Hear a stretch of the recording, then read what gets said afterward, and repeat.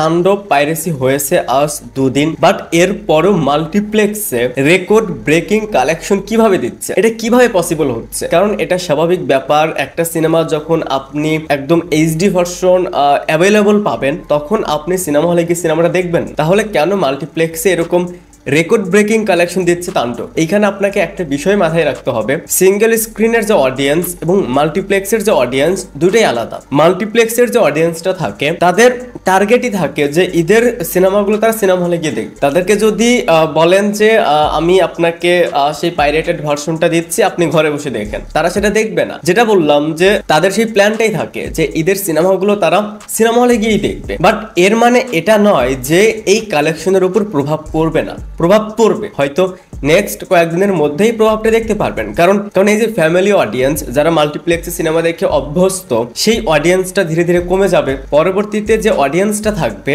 তারা সময় সুযোগ করে সিনেমা হলে আসে সিনেমা দেখার জন্য। বাট তাদের কাছে যখন সেই পাইরেটেড ভার্সনটা থাকবে তখন তারা কিন্তু সিনেমা হলে আসবে না। আবার এইখানে আরেকটা বিষয় রয়েছে যেটার উপর ইফেক্ট তো পড়বেই, কারণ একটা সিনেমা অনেক বড় হিট হয়, বিশাল হিট হয়, এটার পিছনে যে রিজনটা থাকে সেটা হচ্ছে রিপিটেড অডিয়েন্স। আই মিন একটা সিনেমা আপনি একবার দেখলেন, হয়তো আপনি একা দেখেছেন, আপনার কাছে খুবই ভালো লেগেছে, পরবর্তীতে আপনি নিজেই আরো 3-4 জনকে সাথে করে নিয়ে আসতেছেন। সো এই রিপিটেড অডিয়েন্সটা কিন্তু তাণ্ডব 80% হারাবে। দেখেন আমি একটা এক্সাম্পল দেই, আমার আশেপাশে যারা রয়েছে তাদের ভিতর 30 থেকে 40% তাণ্ডব অলরেডি সিনেমা হলে গিয়েই দেখেছে, এবং আমি তাদের বলেছি সিনেমাটা সিনেমা হলে গিয়ে দেখার জন্য। বাট এর বাইরে আরো যারা ছিল তাদের প্ল্যান ছিল সময় সুযোগ হলে তারা সিনেমাটা সিনেমা হলে গিয়ে দেখবে। বাট 2 দিন হলো তাণ্ডব পাইরেসি হয়ে গেছে, সো তাদের কাছে এখন অ্যাভেলেবল, সো তারা কিন্তু ঘরে বসেই সিনেমাটা দেখে ফেলছে। এই যে সিঙ্গেল স্ক্রিনের অডিয়েন্সটা, যারা সিঙ্গেল স্ক্রিনে গিয়ে সিনেমাটা দেখতো, সিঙ্গেল স্ক্রিনে গিয়ে সিনেমাটা তখনই দেখে যখন দেখে যে সেই সিনেমায় তার প্রিয় স্টার রয়েছে বা সেই সিনেমার প্রচুর হাইপ রয়েছে, পজিটিভ রিভিউজ পাচ্ছে।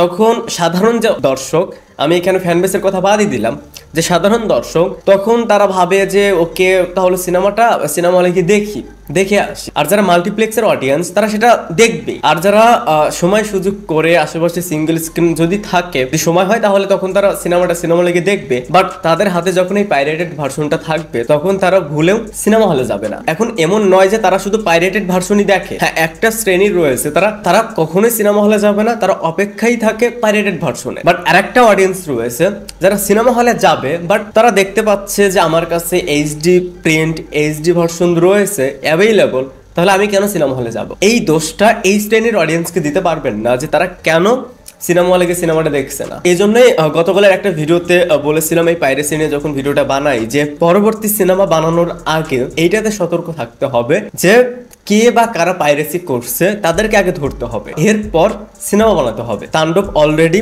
মাল্টিপ্লেক্সে 5 কোটি ক্রস করে ফেলেছে। ডে 8-এ এইটার গ্রস মাল্টিপ্লেক্সে 80 লাখ প্লাস, ইটস হিউজ।